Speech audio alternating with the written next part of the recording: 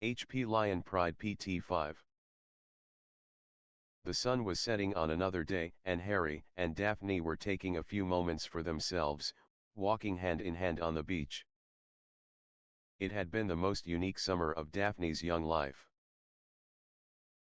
For her own part, Daphne was of mixed emotions about the summer holiday finally coming to an end. So much had happened over the past 2 months. She had gotten back together with Harry after a very short breakup, which she still used against him on occasion, when he acted up. She had then been whisked away to a small island, where she had spent the entire rest of her holiday with the young man she loved, though it was not in the fashion she had truly desired. Daphne was quite proud of the fact that she was now the fastest of the 5 teens. In a dead sprint, she could easily outrun her friends. She could now also perform every spell she knew without uttering a sound. She was very proud of her and her friends' accomplishments over the summer. However, all their training had not allowed for them to have any fun, or to really be what they were. Kids. Tonks had tried to break up the monotony of training by throwing them a few fun exercises, or making games out of their lessons. But, she was the only one. Moody was an extreme sadistic taskmaster. Every day his physical training regimen became more and more grueling. And while she was pleased with what it had done for her figure, she still wanted to punish the man just as he'd done to them all summer. Moody wasn't the only one who'd made it on Daphne's list. Kingsley Shacklebolt had pulled no punches on his dueling lessons, nor had Remus and Sirius showed them any mercy with their fight instruction. Snape had been the worst. Daphne got to experience firsthand Snape's contemptuousness and disdain. Even more disturbing were the spells he'd taught to them. Spells like the flesh-peeling curse, which tore the flesh off your opponent almost as if you were peeling the skin off a banana, the asphyxiation hex, which filled your enemy's lungs with smoke, and the bone splinter curse, which smashed your enemy's bone into tiny slivers which, if applied correctly, could do serious damage inside their body. The worst had been one that Snape claimed to have invented, which he called Sectum Sempra. This spell opened a long gash on your enemy that would ultimately cause death from blood loss if the counter spell was not used quickly. That one still sickened Daphne to think about. And though Daphne knew it was all to prepare her for the war, which was now starting to escalate according to the Order members who were training them kept saying, Daphne was positive that all the hard work was to keep her and Harry from escalating their physical relationship. They were always too exhausted for anything more than a few soft kisses before bed. Daphne wasn't the only one who was feeling resentful and frustrated. Both Hermione and Tracy were becoming very irritable over their lack of physical intimacy. Tracy at least had an excuse. She had no boyfriend on the island. Almost nightly, Daphne and Hermione, who shared a room with the spunky blonde, would have to listen to monologues on the wonderful merits of Blaise Zabinai, whom Tracy was apparently smitten with. Hermione, on the other hand, was in the same boat as Daphne herself. Both of them had boyfriends very close at hand, in fact they were in the same house. There should have been nothing to stop them. It was Hermione's theory that they had been pushed so hard to make them far too tired to do anything but sleep and eat. What better way to keep us all so behaved? Hermione had asked the other 2 girls a week ago when the subject had once again reared up before they all went to sleep. Now, with only 1 day left of the summer, Daphne was starting to feel cheated.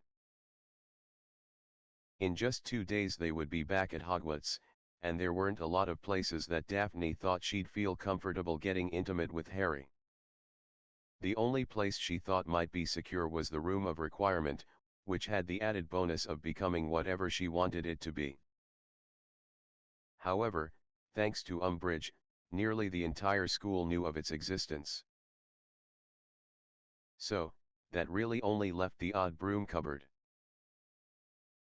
She looked to Harry as they walked together, both of them still a bit exhausted from their training that day.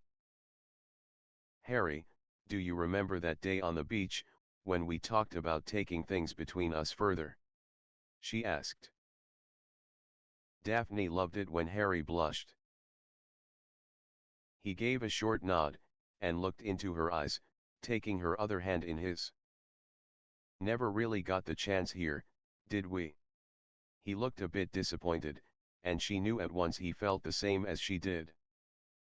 "Hermione thinks it was done to us on purpose." Daphne sighed, closing the gap between them, and wrapping her arms around his neck. He held her tightly in her arms, and gave a soft sigh. "I think it was likely a happy side effect." Harry smiled to himself. "I know that Sirius tries to act the adult, but I know he's clueless as to what he's supposed to be doing. Probably figured the only way to make sure we didn't, was to make sure we had no energy to even think. And we're going back to school the day after tomorrow. With classes, and private lessons and your Quidditch stuff.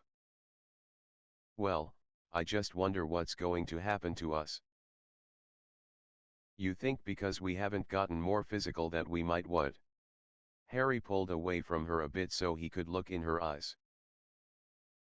Confusion was evident on his face, and Daphne could only shrug. "Maybe I'm just being paranoid or something. I just think sometimes that Dumbledore did all this so he could keep us apart. Like maybe he's trying to keep you pure, or something." Harry began to chuckle. He shook his head at her look of outrage at her thought. "Do you know that he kept trying to get me to talk to you guys at the end of last year? When I was avoiding all of you. Nearly every day we talked for a bit, and every day he tried to get me to go back to you all. Then, after Ron's funeral. When you dumped me." Daphne narrowed her eyes. Harry blanched, and nodded his head. "Yeah, that," he said sadly. "He tried to get me to change my mind. So, I don't think he's trying to keep me from you. But I didn't say that he was trying to separate us. I said he was trying to keep you pure. Like, if you're stronger if you're unspoiled." "Unspoiled?" Harry cocked his head, looking truly confused. Daphne gave a great sigh, and peered around a deserted stretch of sand, before leaning in to whisper, "Still a virgin." Both teens blushed as she plowed forward. "What if you have to be pure in order to face Voldemort?" Harry thought about it for a moment before he started to laugh. He collapsed to the ground, rolling around, holding onto his stomach. Daphne started slapping his arm, trying to get him to stop. "It isn't funny," she repeated over and over. Harry finally managed to gain a bit of control over himself, and pulled Daphne down on top of him. "Do you know what I would want to do if I knew that I was about to face him?" he asked, a broad smile on his face.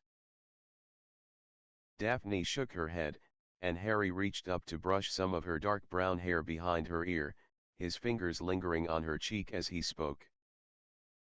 "I would want to be with you. In every way imaginable. I would want nothing more to go to meet him after being yours." Daphne stared into his eyes for a moment, her heart pounding in her chest.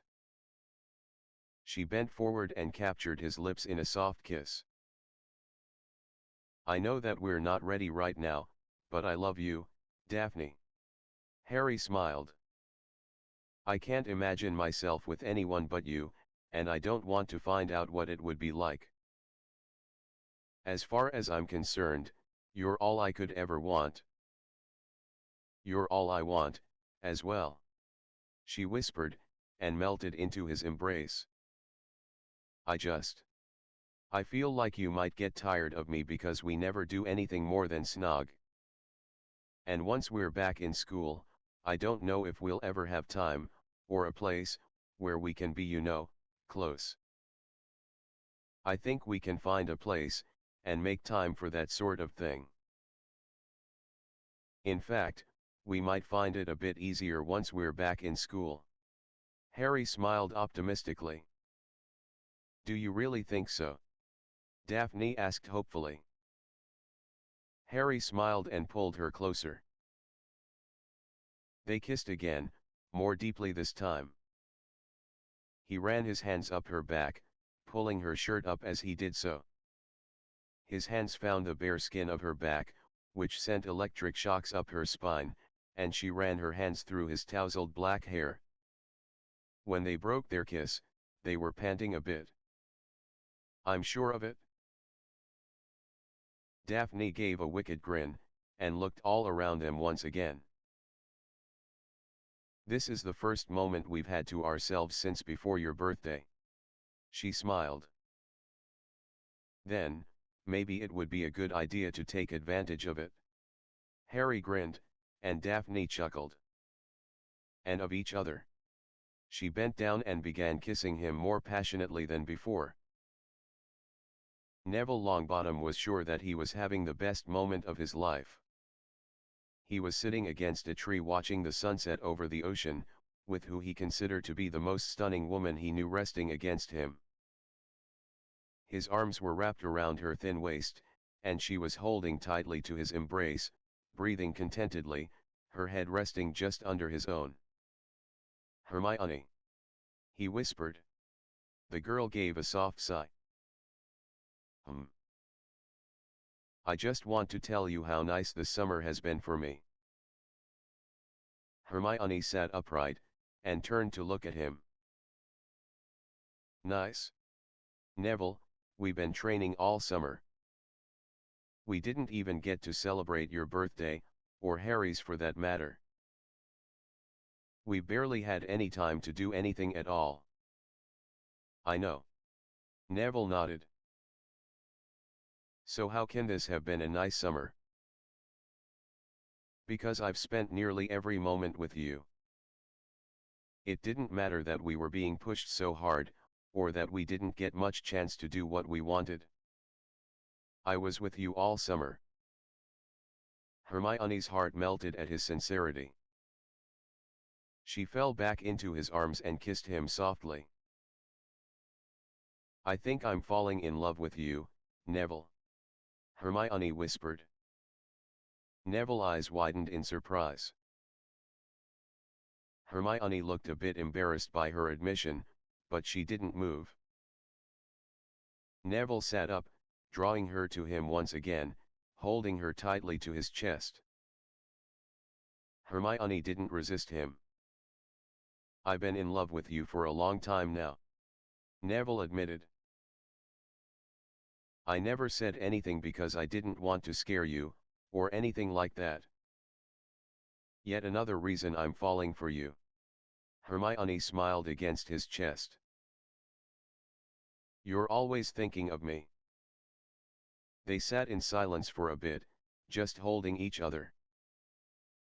Hermione couldn't remember ever feeling so at peace, or happy. Do you think it'll be as bad as they've been telling us? Neville asked. I don't know. Hermione said, her tone becoming worried. I hope not. I mean, we've fought them before, and we all came through it okay. No, we didn't.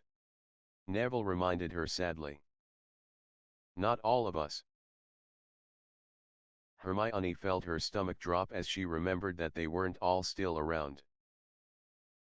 She also felt an overwhelming guilt as she had not written to the Weasleys, or even really thought of them since the funeral in June. Neville felt her change in demeanor, and gave her a soft reassuring squeeze. It's all right, he said, kissing the top of her bushy head. I know he's been looking after us, and I'm sure he'd be pleased with all we've done. I haven't even thought about him since we started all this. We were never going to be anything more than friends, and it's very possible that after school finished, we would have likely drifted apart. All we ever did was argue. But sometimes, he could be so sweet. He had so much potential to be something truly great. Hermione wiped a tear from her cheek. I think in the end he fulfilled his potential, Neville said. It took a lot of selflessness and bravery to do what he did. I don't know that I could have done it. I hope none of us have to make that choice, Hermione said, looking up at him. Neville nodded his agreement. They fell silent for a while, each lost to their own thoughts. Hermione, supposing we make it through all of this, what do you think you'll do? Hermione settled back into her original position, wrapping the blanket they had brought around her legs as the air began to chill. I don't know. I guess I haven't really thought about that, either. I think I'd like to do something in law. There are so many things that should be changed. Wizards are some truly bigoted people. You'll have a difficult task. That's never stopped me before. Yeah, I know. Neville grinned, kissing the top of her head again. What about a family? Hermione looked up at him, a small smile playing at her lips. Family. Yeah. Have you ever thought about kids and the like? Neville said, his voice shaking a bit under her inquisitive gaze. Of course I have. Yeah, I think I'd like to have a family one day. Why are you asking? Hermione pushed. Well, Neville started. Hermione sat up again, and turned to look at him. She couldn't stop the smile on her face, as Neville once again became the timid boy she remembered from just a year ago. It amazed her how confident and strong he had become since they had begun seeing each other. I just thought. That is. Well, I had this dream the other night, and it stayed with me. He stammered. Go on. That is. Well, in my dream. You and I Neville tried to speak, but with Hermione watching him so closely, with that strange smile on her face, she was making it very difficult to speak. Neville, you can talk to me. You can tell me anything. I won't laugh at you. Will you marry me? Hermione felt like she'd just been slapped. The smile fell away and she could only stare at her boyfriend. What? Not right now, or anything. After. You know, if we make it through, would you consider marrying me? Neville stammered, his face reddening. He hadn't meant to just blurt it all out. Hell, he had only just told her that he loved her. I don't know what to say. Hermione whispered, staring into his eyes. You don't have to answer me. Well, like I said, I had this dream, and it's just kind of stuck with me these past few weeks. Hermione fell back against her boyfriend, and thought about what Neville had just asked. She wasn't even 17 yet, she hadn't come close to accomplishing anything she'd ever really thought about doing. Yet, she knew better than most how life could make you change your priorities, or forget your dreams in favor of something better. Before she'd learned she was a witch, she had dreamt of becoming a teacher. She loved learning, and had thought it would be good to pass on her growing knowledge to children one day. Then her acceptance letter had come, and a whole new world of opportunity opened up to her. After her first year at Hogwarts, her dream of teaching had faded altogether. Around her fourth year, she had started dreaming of working in government. She just wanted to help those who'd been oppressed for so long.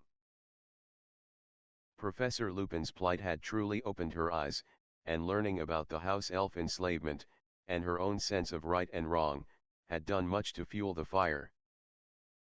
But now, she could feel that dream slipping away, as the dark cloud of the war hung over her, and her own self-doubt nipped at her.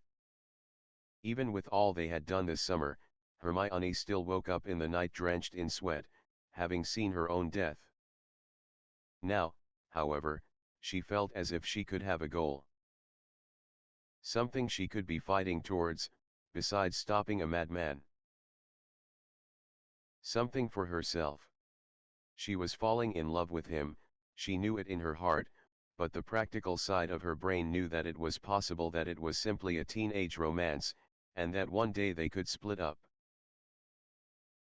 One day, she would look back on her relationship with Neville with a mixture of fondness and revulsion. But if that was the case, why then would she lie awake at night thinking about giving herself to him?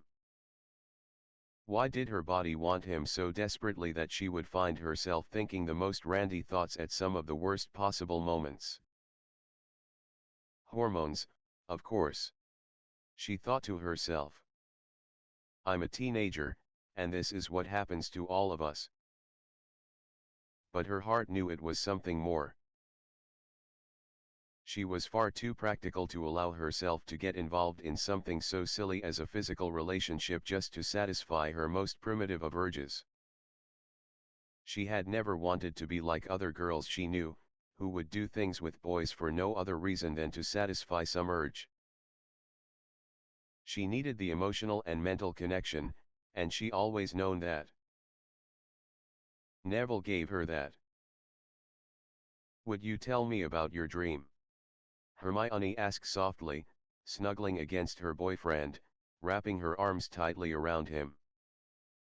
He began to run his fingers softly through her mess of brown hair, soothing her. He began to tell her of his dream, in which they were together. Two young children playing in a yard, while they busied themselves preparing a meal, and discussing their day. Such a simple vision, and yet it promised so much. Who wouldn't want that? Who would really want to deny themselves such happiness? Neville? She asked when he'd fallen silent again. The sun had now disappeared beyond the horizon, and the sky was a brilliant orange-purple. Yeah, he murmured. She looked up at him now, another small shy smile playing at her mouth. I think that if we make it through all we have to do, that I would love to be with you. Neville's eyes lit up, and he smiled broadly. Really? Hermione nodded her head, her own smile widening. However, when the time comes, I expect a proper proposal. Neville pulled her into a long deep kiss. All the happiness he felt being expressed through the act. Anything you want, he whispered. All right, you lot. Moody barked as he paced before the 5 teens. Today is your final test. We've set more than a few surprises out there for you, and we're going to see how well you work together, and how well you take down your opponents. You'll be able to use anything you can think of, but let's try not to permanently damage anyone, yeah. The teens all smirked. You'll have half an hour to get through it and back to this point. Now, I know that you can run the whole thing in 10 minutes, but this is not about speed. It's about your ability to adapt. To know when to run, and when to fight. Now, let's see what you can do. Moody blew his whistle, and the 5 youngsters were off. Daphne, who was the fastest of them all, led the way. All of them had their wands out, and were watching for any signs of movement. Unfortunately, there were no signs that they were running straight into their first challenge. At least not until the ground exploded in front of Daphne. The brunette Slytherin screamed as she fell down in an effort to avoid the blast. Harry was at her side in an instant, with Neville and Tracy coming right behind. Disillusionments. Harry shouted as another spell threw up sand all around them. Hominum revelio. Hermione shouted as she came up to the group. Both Neville and Tracy had cast shield charms to protect them. Hermione's spell swept over the ground and two figures appeared highlighted in a blue light. Harry took aim at the first, while Daphne took the second. Both figures went down under stunners. "Let's go," Harry said, helping Daphne to her feet. Having learned her lesson, Daphne kept pace with the others now. They got another 200 yards before four hooded and robed figures apparated before them. Neville and Harry took the lead, casting spells in tandem, trying to throw their oppressors off balance. Hermione and the other two girls conjured large rocks in front of the oncoming spells to protect the boys. "This isn't working," Harry shouted, as their opponents were beginning to gain ground. "Hermione, banish one of those boulders." Hermione did as Harry ordered, and banished one of the large stones towards their enemies. Harry raced after it, still using it as cover as he sprinted along the shoreline towards the robed villains. At the last moment, Harry put on a burst of speed and launched himself up onto the flying stone. Once he'd gotten to the top, he fired a volley of blasting curses down on the robed people, like rain. Two of the four were hit hard, but the hurling boulder had divided the four figures, and two of them were now behind him. Harry spun, and was quite pleased to find that his distraction had worked, and given his friends an opening to get the upper hand. "Erg, who used the pus hex?" Harry asked, looking down at Bill Weasley, who was one of their attackers. "I did, and we don't have time to admire our handiwork," Hermione urged. "Right," Neville said, breathing heavily. "Let's get moving." They encountered nothing until they were quite near the end. Harry stopped short as they could see the natural path that led into the forest and to the Flamel house. The others stopped right beside him. "What is it?" Daphne huffed. "An ambush." Harry smirked. He turned and started retracing his steps back along the beach. "But, Harry," Hermione said, catching up with him, "we should have seen this coming. Only 2 obstacles? Only 6 Death Eaters? Don't you think that was a bit easy?" Harry questioned as he turned suddenly and plunged into the forest. "Moody's saving it for an all-out battle." "So what do we do?" Neville asked. "We play their game, but we do it by our rules," Harry said. He tapped his head as he entered the forest to disillusion himself. The others followed suit and very quietly entered the forest behind their leader. Harry reached into his pocket, and pulled out the fake galleon that Hermione had created for the previous year, and tapped the edge, changing the serial number into a message. Keeping it clutched in his hand, he began to move further into the forest. Neville felt something warm in his pocket, and pulled his coin. "And get to the roof." He smiled to himself, and started to head towards the house. Harry wanted him to take the high ground, which meant Harry and the others were going to cause some kind of diversion in order to make their enemies reveal themselves. Harry trusted him to cover their backs, and Neville wasn't about to let them down. As he got closer to the house, he began mentally running through his most powerful spells. Harry crept closer to the house, crouching down behind a large tree. He peeked around to see if he could spot anything. It looked clear, but Harry could feel the trap. It had just been too easy, and that wasn't Moody's style. Again, he tapped the galleon and altered the message. Get to path under cover. Then wait to reveal. Hermione took a deep breath and started to look around the large rock she had found shelter behind. Her wand clutched tightly in her right hand, and the fake galleon in her left. It had been her idea to use them in battle like this. They could communicate without using their voices or patronuses. They didn't even need to stay close enough to use silly hand signals that they could misunderstand. The best part was no one other than the 5 of them knew about it. All right, maybe the other members of the DO would be quite confused by the messages they were seeing on their coins, but none of them could alter theirs to send messages. Only Harry could do that. Hermione was convinced that they would get a load of questions when they got on the train. Go to right side of house by porch. Daphne crouched low, sweeping her eyes back and forth. The path was empty, quiet and serene. But Harry felt that it was a setup, and now that she had time to catch her breath and think it over, it was clear he was right. They were being set up. She couldn't help but smile when she imagined the looks of surprise on all the Order members' faces. Get to gully near stream. Tracy felt herself tense up with anticipation. She trusted her friends with her life, and she wasn't about to let them down. She knew that it was simply a test, just as she knew the next time it would be real.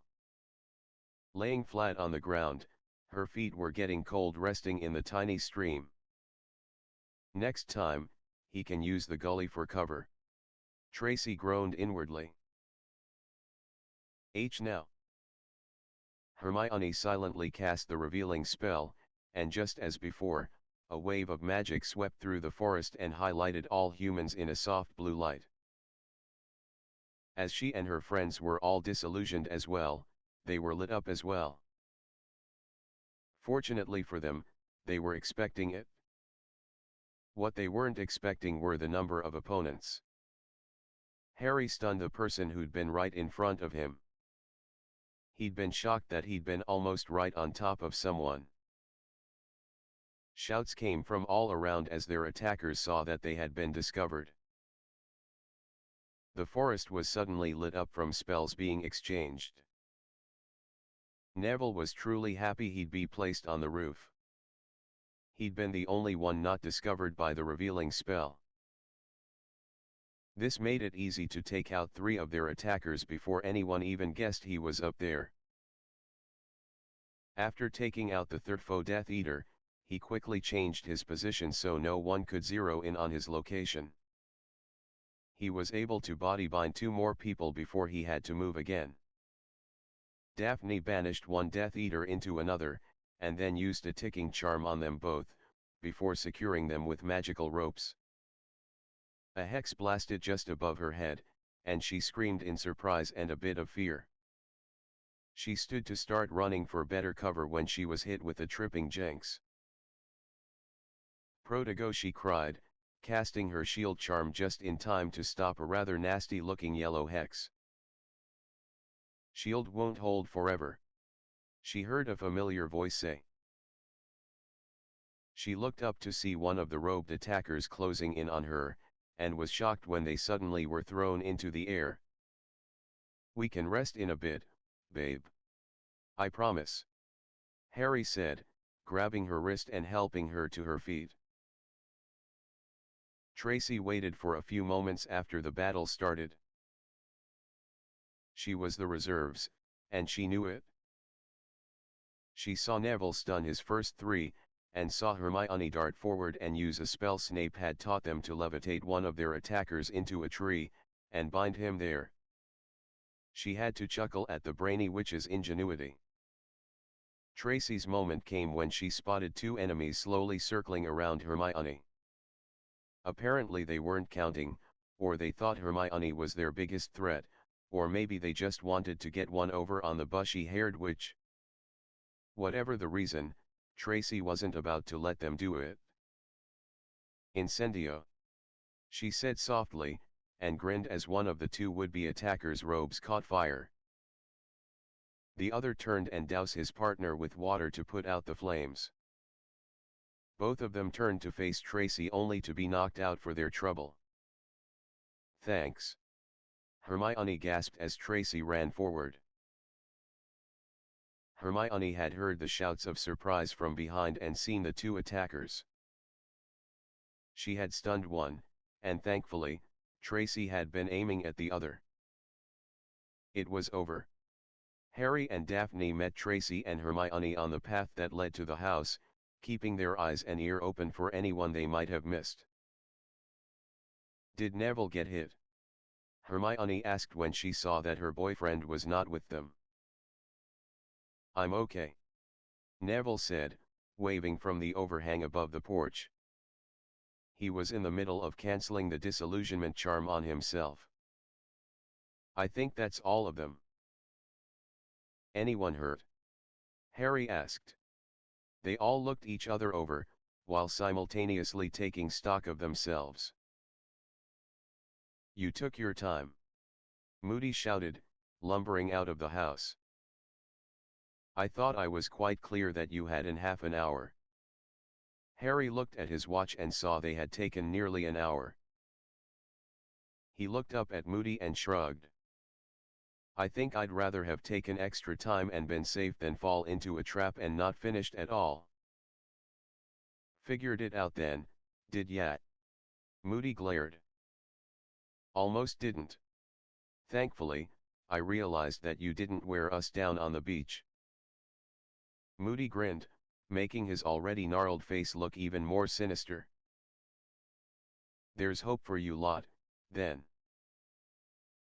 "So, do we pass?" Tracy asked, leaning on Hermione, who looked rather pleased. "You did well, I'll give you that, but you should have been able to do it within the time limit." "We just took out 20 people." Neville looked appalled. 20 people who were taking it easy on you. "I resent that."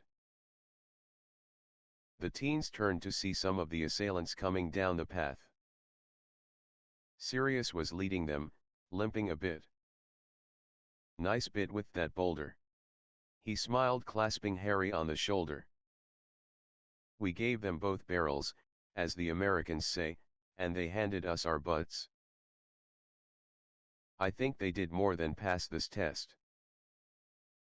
"I second that," Bill Weasley said, helping Fleur Delacour to her feet. "We. Zayave performed most admirably." The teens were surprised to see the silvery-haired blonde Vila, and even more shocked when Bill kissed her. "Oi, Mad-Eye. Who cares about a time limit?" Fred Weasley said.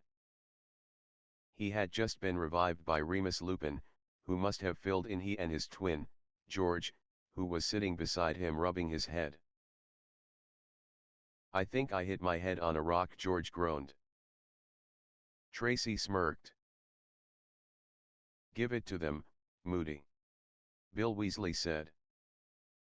"Admit that they saw through your charade, and let it go." "Fine," Moody barked, silencing the troops. "Fine, you all passed." "Thank you." Daphne smiled, the others breaking into smiles as well. "And now we have something for you, for all you've done this summer." "Yeah, and what might that be, lassie?" Moody quirked an eyebrow. 5 teens raised their wands and shouted stupefy at the same time. Moody had no time to react, and was knocked out cold. "Serves him right," Hermione commented. He's going to be really angry when he wakes up. Neville smiled. He should have been more vigilant, Tracy remarked dryly. The forest erupted in laughter. Harry and his friends did not get to bed until very late, as the Order had thrown them a party, essentially to make up for all they had had to suffer through over the summer. Even Mad-Eye Moody, who was very put out he'd been stunned by the youths, toasted the 5 teens. Many members of the Order had come, including Amelia Bones, who took a few moments to speak to Harry and Sirius. "It has been my mission to see to it that Sirius is cleared of all charges," she said plainly. "I have managed to get hold of several Pensiev memories from some of the Death Eaters we managed to capture, as well as Sirius' own memories. These will help greatly, but there will be strong opposition, as the Wizengamot does have more than a few suspected Death Eaters on it." "So, what does it all mean? Will you be able to get him free?" Harry asked. "I do not know," Amelia said bitterly. "Fudge did a lot to affect people's opinion. If we could capture Pettigrew, and show him to the public, that would surely do the trick, but otherwise..." She let the thought hang. "What happened to Umbridge?" Harry asked. His hand clenched, and the scars he'd gotten from the former High Inquisitor stood out starkly. "She was sentenced to the kiss," Amelia said flatly. "It turns out you weren't the only student she tortured. She illegally questioned a few children from prominent families during her tenure. When she was questioned under Veritaserum, well, she pretty much signed her fate. She just couldn't shut her mouth. She kept going on and on about how all children should be made to suffer for their lies. Sounds like she didn't have a very good childhood," Sirius remarked. "Indeed," Amelia commented. "So, the elections for a new minister will be held in November and I will be able to devote all my time to the Order, and hopefully we'll be able to end this war swiftly. Before you actually have to get involved," Amelia said with a tone of hopefulness, even though Dumbledore had told her and the rest of the Order that it would in fact be Harry to finish the war. After that, Harry was allowed to rejoin the party, which he was kind of dreading, as the entire Weasley clan had come to see him. It was during the party that he and his friends learned that Fleur had been living in England and working at Gringotts over the last year. And that she and Bill had begun dating and were now engaged to be married. Harry was very happy for them both, and quite excited to catch up with another champion from the Triwizard Tournament. "I've been keeping my mother and father abreast of all the goings on here, and as they have many friends in power in France, they have pledged to provide support to you, Harry, should you need it. Though, I must tell you, they hope that it does not come to that. All of France would prefer that England's problems remain their own." "I understand. And thank you." Harry smiled, shaking her hand. Fleur was not about to accept a simple handshake, and embraced him warmly. "Anne's hake will not do, mon ami." She laughed, and Harry had to smile. Things got very uncomfortable for Harry when he finally spoke to Mr. and Mrs. Weasley. Molly hugged him so tightly, he was sure he felt a few ribs crack under the pressure. She finally released him when Arthur made a remark about killing the poor boy. Harry had no idea what he should say to the parents of his fallen friend. He still felt a world of guilt over Ron's death, even though he knew he was not to blame. Thankfully, the Weasley parents helped put him at ease. "I'm very proud of what he did," Mrs. Weasley said tearfully. "I know that you were having troubles getting along last year, but I never doubted his loyalty to you, Harry. He thought of you as another brother and, in the end, he did what he would have done for any of the rest of us. I just wish I could have told him what his friendship meant to me," Harry remarked. "He knows, Harry." Mr. Weasley smiled proudly. "He always did, even when it didn't look like it. I hope you will come and visit us next summer for a bit." Mrs. Weasley smiled. "And not just for Bill and Fleur's wedding. You will always be welcome in our home." Harry was overwhelmed by their words, and struggled over the lump in his throat to thank them. Fred and George couldn't stay too late, as they had much to do in their new shop, which they couldn't wait for Harry and the others to come see when they could. They did bring quite a few things for Harry and his friends. A lot of joke items, as well as some very interesting items that the twins promised would be quite handy. Ginny managed to get Harry alone later in the night. Harry felt very anxious being around Ginny, who he was aware had been quite distraught over Harry's relationship with Daphne. "Harry, I've had a lot of time to think over the summer, and I want to tell you I'm sorry. For everything. I was jealous of Daphne because I had a crush on the boy from stories I heard growing up. What was worse is when I met you, you turned out to be everything from my imagination. Brave, and selfless. Everything a girl could want in a boy. The trouble was that you were more than that, and I didn't take the time to find out. I was too caught up in the boy who lived to see Harry, and I became one of the simpering fangirls. Ginny, Harry tried, but Ginny cut him off. I realize now that I was wrong. I saw how you and Daphne were last year, and I was insanely jealous because she had what I thought was supposed to be mine. But, as the year went on and I saw what you went through and how you reacted to things, and how she handled it all, I realized that she was the right girl for you. I mean, I don't even know what I want or even who I am yet. So how could I be what you need, much less what you want? So, I'm sorry. And, if you'll let me, I'd like to be your friend." Harry was completely taken aback by Ginny's confession and apology. He thanked her for her honesty, and hugged her. "I'd be honored to call you my friend." They rejoined the party, and Hermione sidled up to Harry. "What was that all about?" she asked Harry, watching an emotional-looking Ginny sitting next to Neville, and striking up a conversation. She apologized for her attitude towards me and Daphne. "I think she's maturing or something," Harry said, still looking gobsmacked. Hermione mirrored his expression, and went over to Neville and Ginny. Daphne looped her arm around Harry's waist and kissed his cheek. "Should I be worried?" she asked, nodding towards Ginny, who looked up and gave a soft friendly smile. "I don't think so. Not anymore, anyway." Harry smiled, and kissed his girlfriend back. After all the guests had dispersed, Remus and Sirius informed the teens that they would be leaving the house for King's Cross at 10 the next morning.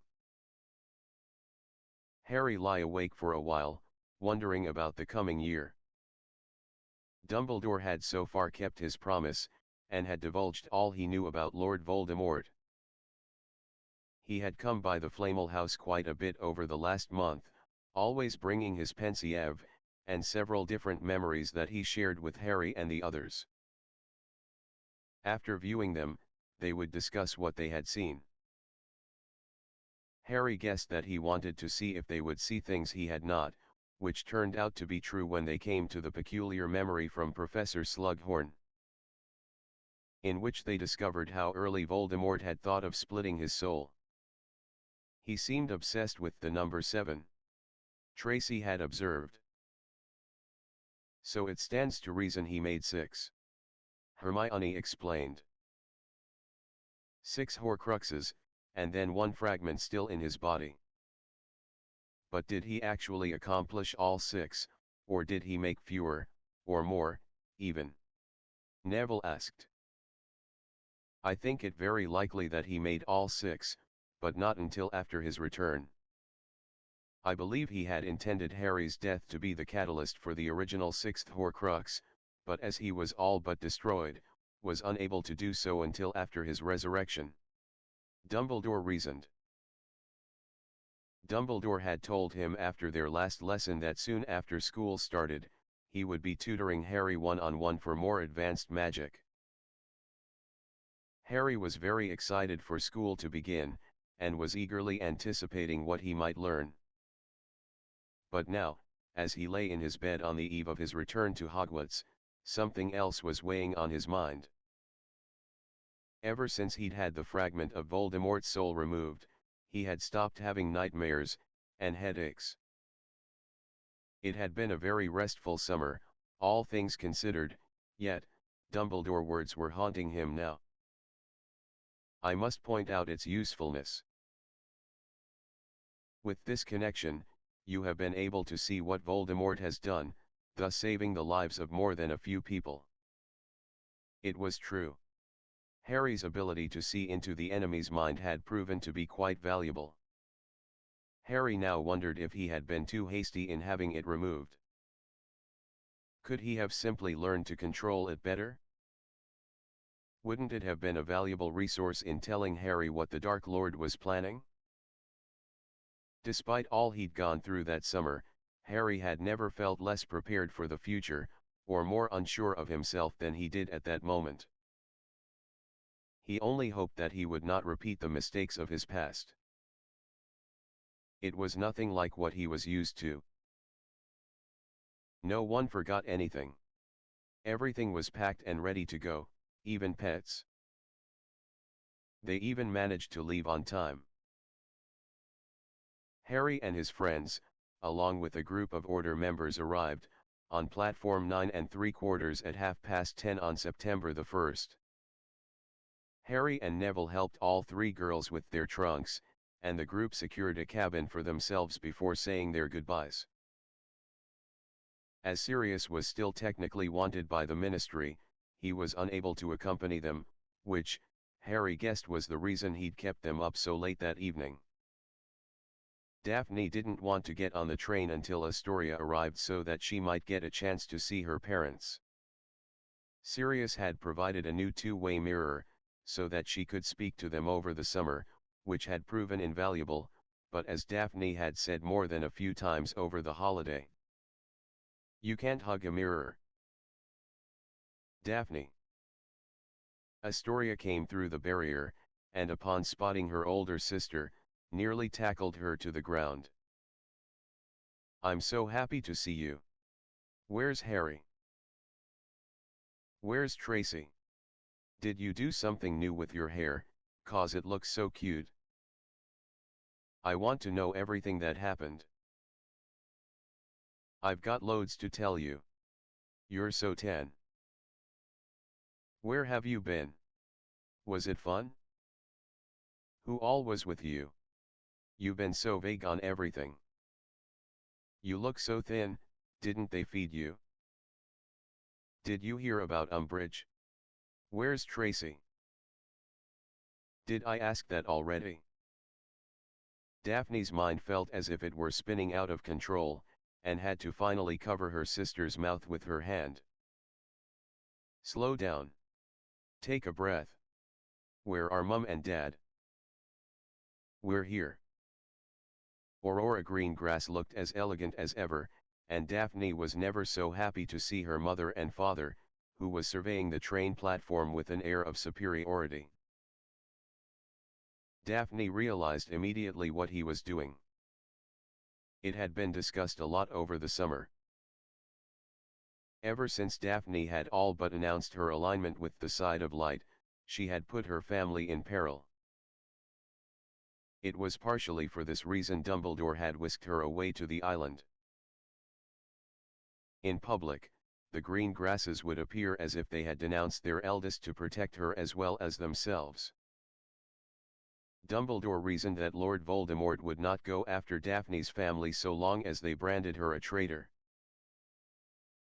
A neutral family could still be swayed to his cause, and the green grasses were well looked upon. Daphne hugged her mother, who returned the gesture, while her father simply glared. Daphne noticed, however, that the mask of resentment did not reach his eyes, which sparkled with something she hadn't seen since before she'd gone to Hogwarts. "Astoria has a few things for you," Aurora whispered. "She's to give them to you when you get to school. It isn't too late to return to the family," her father said, rather loudly. Daphne shook her head, pulling away from her mother. "I've made my decision," she said strongly. "Very well. You've made your choice." Jonathan nodded solemnly, still glaring at his daughter. "We've nothing more to say to each other. May the fates watch over you." "Goodbye, father," Daphne said, pretending to be truly hurt. Aurora wiped at her eyes and turned to follow her husband as he marched off the platform. Daphne was very pleased with her acting job, especially when she saw Theodore Nott and his father glaring at her a short distance away. "I'll see you on the train," Daphne said out of the corner of her mouth to Astoria, who was doing her best to look upset. She joined her friends who were hanging out in their cabin, waiting for the journey to begin. "How'd it go?" Harry asked when Daphne returned. "Okay, I think. I nearly blew it, but Mum and Dad played their parts well. I think they'll be safe." "I'm sure they will." Harry nodded, and embraced her warmly. Finally, Tracy smiled, and before anyone could say anything, the blonde Slytherin slipped out of their cabin and moved through the crowded corridor. "Where's she going?" Neville asked. Harry shrugged, but both Hermione and Daphne looked out into the hall. "She's going to claim her guy." Hermione laughed. The two girls watched as Tracy walked right up to the tall, dark-skinned Slytherin. All summer, Tracy had been composing a speech that she planned on saying to Blaise Zabini, confessing her romantic feeling for the boy. Hermione and Daphne couldn't hear what they were saying, but if they were reading Tracy's body language right, she had completely forgotten her speech. There was a long moment where the two simply looked at one another, until Tracy flung her arms around the boy's neck and began snogging him. Daphne swore she heard Tracy say "sod it all" right before leaping into her fellow Slytherin's arms. "Sometimes, you just don't need words." Daphne giggled, and Hermione guffawed. They slipped back into the cabin. "Well, I need to get up to the prefect's cabin. I should be back before we get to Hogwarts." Hermione sighed. She slipped into Neville's arms and kissed him deeply before slipping out of the cabin and into the flow of students. At 11 o'clock, as it had done for many years before, the Hogwarts Express sounded the start of its yearly journey, and began chugging out of the station. Neville settled into one of the seats, while Daphne and Harry settled into the seats across from him. They chatted about nothing more important than who might make the house Quidditch teams, or how defense class would be different with Snape as their teacher. Snape had been very vocal about how defense against the dark arts would be very different this year, not knowing that Harry and Daphne had already met the new potions teacher, and were able to figure out that he would be their new defense teacher. It wasn't long before people began to come by and say hello. The first pair were Seamus Finnegan and Lavender Brown, who was not looking as vibrant as she normally did. In fact, she looked as if she hadn't slept a lot over the holiday. Harry knew that she and Ron had started seeing one another at the end of the previous year, but had no idea how strongly they felt for one another. Both of Harry's housemates seemed interested on whether the DO would be continuing into the new year. In fact, nearly everyone who'd stopped in wished to know whether the club would go on. Harry hadn't really thought about it during the summer, and told them all so. "I don't know," Harry told Luna Lovegood, who was the latest person to come and greet them. She had been offering copies of her father's news magazine, The Quibbler, to students, and greeted Harry and the others with a warm, if not distant smile. "Oh," the dreamy-eyed blonde said, a slight drop in her shoulders as she spoke. "Well, I don't know that we'll need it, as Umbridge is gone," Harry said, starting to feel bad. Everyone else had simply nodded and moved on, but with Luna, it felt as if he were actually letting her down in some way. "Doesn't mean you should stop teaching. I mean, do you honestly think Snape will be any better?" Ron's voice echoed in Harry's mind. Harry couldn't find fault with that reasoning. If Snape's record in potions was anything to go by, it would be nearly as bad as having Umbridge return to teach. That alone was enough to make Harry decide to speak to Dumbledore about it at their first lesson. "It was a lot of fun," Luna continued. "Like having friends." "What do you mean?" Daphne asked. She had been leaning against Harry, but sat up now, motioning for the young Ravenclaw to sit down. Luna followed her unspoken request and sat next to Neville, who leaned forward, interested in Luna's turn of phrase. "This may come as a bit of a surprise, but not many people like me. I think they think I'm strange. Did you know, some people even call me loony?" There was a wave of uncomfortableness as Harry, Neville, and Daphne looked at each other pointedly. All three of them were aware of Luna's nickname. "It's never really bothered me before, but after last year, I'm starting to feel like I'm missing out on something. It was fun to talk to people, and have them treat me nice. Even boys. Did you know, I've never even kissed a boy. Or a girl for that matter." "Well, that's not such a big deal," Daphne said, rather awkwardly. "I wouldn't worry so much about that, but you have friends." "I'm your friend, if you'd like." "And Harry and Neville and Hermione." Luna's face brightened a bit, and she gave a dreamy smile before getting up from her seat. "That's really good to know. Perhaps we'll get a chance to become better friends over the year." Luna left before anyone could say another word, leaving the three to stare open-mouthed at the door. "Luna likes girls," Neville finally stammered. "So what if she does?" Daphne said, looking to Neville, who was looking thoroughly confused. "It doesn't matter, but I just... Well, last year, she kind of stared at Ron. I mean, really stared," Neville said. "I noticed that too," Harry said. "Near the end of the year, especially when he and Lavender were flirting, or whatever they were doing," Harry added. "That doesn't mean she can't like girls. Some people like both, you know," Daphne pointed out. "Would you ever be with girl?" Harry asked, a chuckle in his tone. Daphne looked at Harry and Neville, both of whom looked a little too interested in her answer. Daphne had spent the better part of 5 years hearing boys talk, and she knew very well that just about every boy at one time or another dreamt of two girls being together.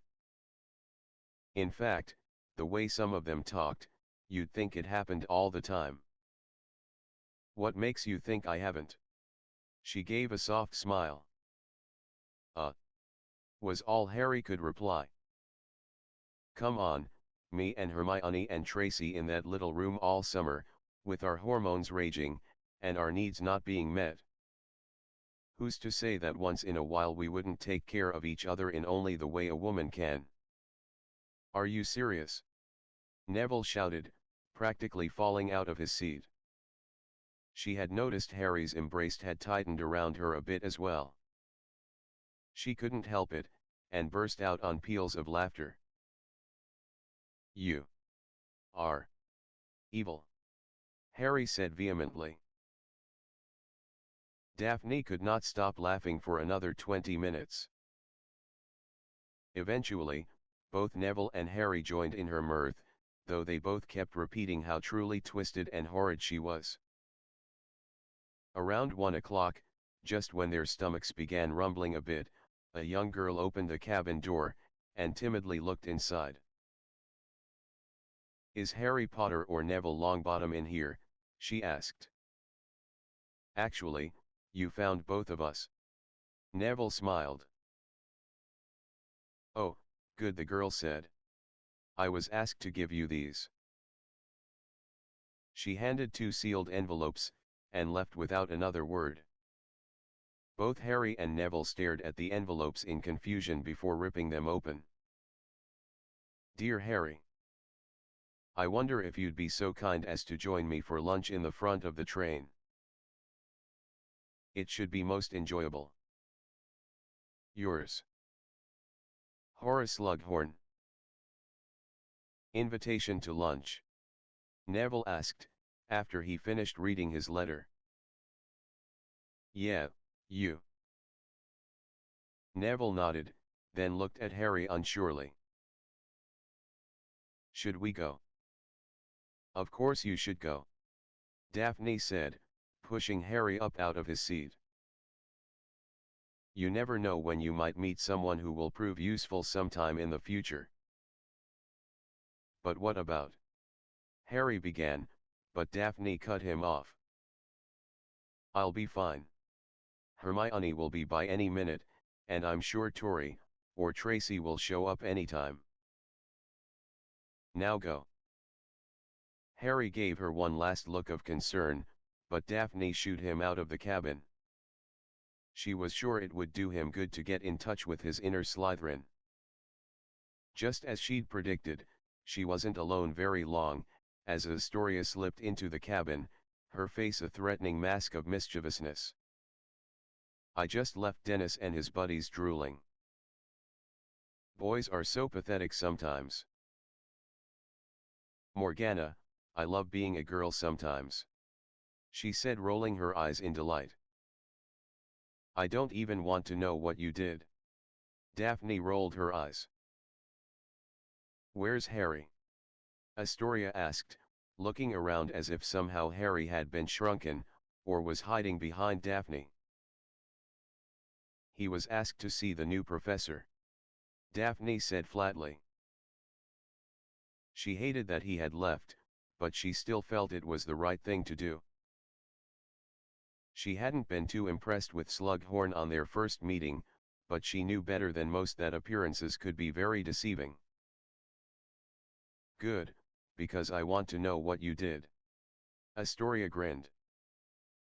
What do you mean? Oh, come off it. All alone with Harry all summer long. Seriously, how much sex did you have? Oh my God. Daphne screamed, her face coloring a brilliant shade of scarlet. She grabbed Harry's jacket, which he'd left behind, to cover her face. How can you ask me that? You shouldn't even be thinking of that yet. Right. Like you didn't think about snogging and shagging when you were 13. All last year I had trouble concentrating on anything for very long because I kept thinking about boys. My hormones are getting out of control. I mean, my boobs got bigger this summer. Astoria smiled. As if to emphasize her point, she grabbed her chest, holding her breasts up. See? Mom had to buy me all new bras. Dad wasn't too pleased, but what can he do? He married Mom, and she's got huge boobs. He should have known that his daughters would be just as busted. Well, one of us, anyway. Please stop, please stop, please stop. Daphne kept repeating over and over, holding her hands over her ears. While she was quite blessed in the chest, she had known for a long time that her younger sister would be the one blessed by the chest fairy. Come on. You guys had a whole island, what could be more romantic than making love in the surf? Astoria pressed. The idea of that was great until it came out of your mouth. I don't think I'll ever. Daphne shuddered, and buried her face again. She and Harry had not had any real opportunities to become truly intimate, like she had wanted.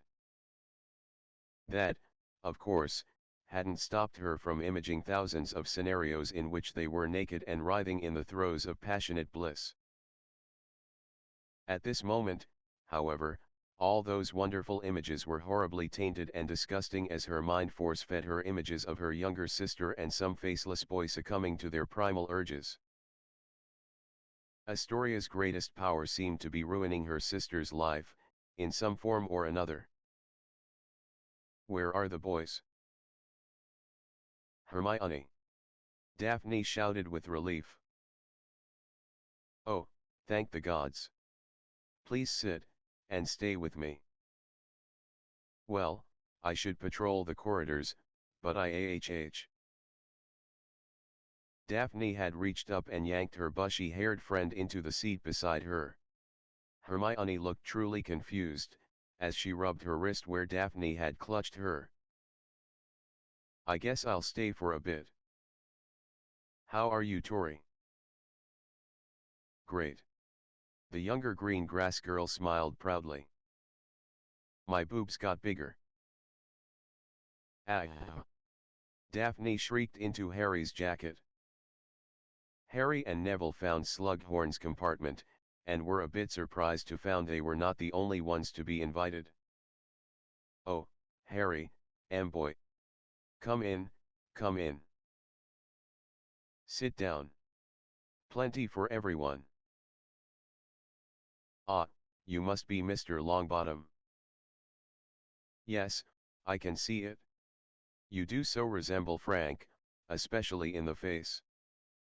Slughorn was just as rotund as Harry remembered, though he was far better dressed this time around.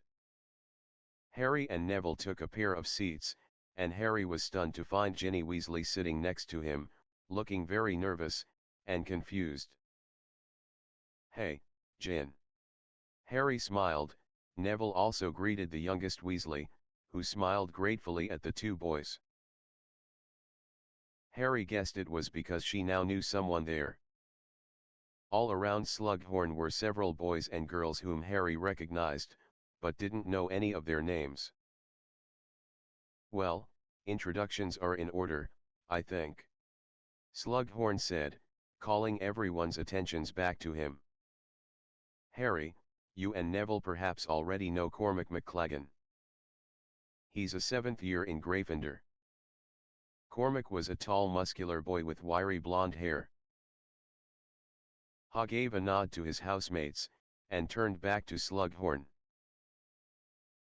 This is Marcus Belby, of Ravenclaw. Belby was a rather thick young man with squinty eyes, and a mess of curly dark hair. Miss Teresa Miles from Slytherin, and Miss Andrea Mason, also from Slytherin. I had sent out a few other invitations, but it seems those people have chosen not to join us. Pity. Well, everyone, please tuck in. Slughorn urged, picking up his own fork and tearing into what appeared to be a pheasant. Harry, Neville, and Ginny all followed the rotund teacher's example and began picking politely at their plates. The pheasant was cold, but still rather good, and the salad tasted very fresh. Harry would have preferred a pumpkin pasty shared with Daphne, but she was adamant that Slughorn might prove useful to him, and Harry decided that he should listen to her. During the meal, Slughorn went on and on about all the famous people he knew and had helped during their formative years. After he'd exhausted that topic, which took a great deal of time, he took to talking to each young person, and questioned them about their family. He would then try and impress the other students by telling them all what the relative of the person he questioned did, or was famous for. The most uncomfortable time was when Slughorn got to Neville, and didn't even ask how the Longbottoms were doing.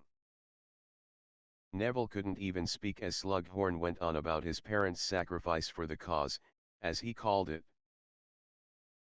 All in all, it wasn't an entirely unpleasant experience, and Harry did find the new potions master to be rather entertaining. It was only when Slughorn noticed it was getting dark outside that he finally excused them to return to their cabins and prepare to arrive. That wasn't so bad. Harry sighed. I thought I was in trouble. Ginny said. He caught me hexing Zachariah Smith with a bat bogey hex. I thought for sure I was going to get detention. I don't like him, Neville said firmly. Harry guessed that Neville was upset over Slughorn telling everyone about what had happened to his parents. Neville never talked about his parents, and Harry was sure that Slughorn's blatant disregard for Neville's feelings on the topic had not endeared the new professor to his friend. Come on, let's get back to the girls, Harry urged. Harry led the way along the corridor, glancing into the cabins he passed, occasionally waving to someone who had seen him.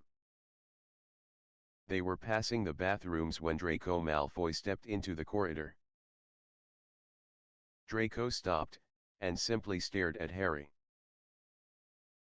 What confused Harry was that his rival didn't sneer, or make a quip about his superiority. He simply stared at Harry, his cold steel grey eyes trying to bore through Harry's brilliant green. After a long moment of silent staring, Draco gave a soft harumph of triumph, and bodily pushed past the 3 Gryffindors. Draco didn't turn back, or even fling a single insult over his shoulder. He simply kept on his way. That was so strange, Harry said softly.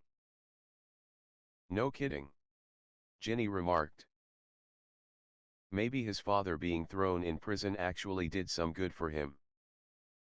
I never got the sense that Draco was ever proud of his father, Neville commented. You couldn't tell that by the way he threw his father's name around, Harry said, heading further down the train. The name of Malfoy was pretty important in pure blood circles, might still be. That doesn't mean he liked his father. Harry nodded in understanding. Knew better than some what it was to hate the people who you were supposed to be related to. Draco was an opportunist at best, so he would use his family's standing to get what he wanted. It did make sense. And the truth was, Harry had no idea what Malfoy's relationship with his father was truly like. Perhaps Neville was onto something. Daphne threw herself into Harry's arms when he returned, and begged that he somehow get rid of her younger sister, who was sitting quite primly, looking very pleased with herself. Harry actually shivered at the sight, as he knew quite well how truly troubling the younger green grass could be. Hermione also looked very distraught, but neither girl would tell the boys why. Astoria stood up, and with a quick hug to Harry, left them alone, to find her friends and prepare to disembark. I hate her so very much. Truly. Daphne said after her sister was gone. She's evil in a way that defies imagination. Hermione only nodded, and a small grin broke out. I'm just thankful it was primarily directed at you. What did she do? Harry asked again, as he felt the train slowing up. I don't want to talk about it. This is going to be so weird. Hermione sighed. After rooming with you and Tracy all summer, it's going to be quite a change to be back with Lavender and Parvati. I know. Millicent is nice, but I'm not looking forward to hearing Pansy talk about her great summer, or whatever. She's so obnoxious. And my sister is going to harass me more, I know it. Maybe if you make something up, she'll be satisfied. So long as she thinks that things happened, she's going to keep on pestering you. Hermione suggested. What does she think happened? Neville tried, but both girls shook their heads. The train pulled to a stop, and the corridors filled with students. Harry and his friends stepped off the train, and Harry heard the very familiar call of Fur's Years. Fur's Years over air. Harry turned and saw the massive shadow of Hagrid walking up the platform towards them. Good to see you, Hagrid. Harry smiled when the half-giant came near. Hello, you lot, I've a good summer then. Hagrid boomed, a broad smile hidden by his tangled black beard. Quite good. Daphne grinned. It's nice to see you, Hagrid. And you as well, Daphne.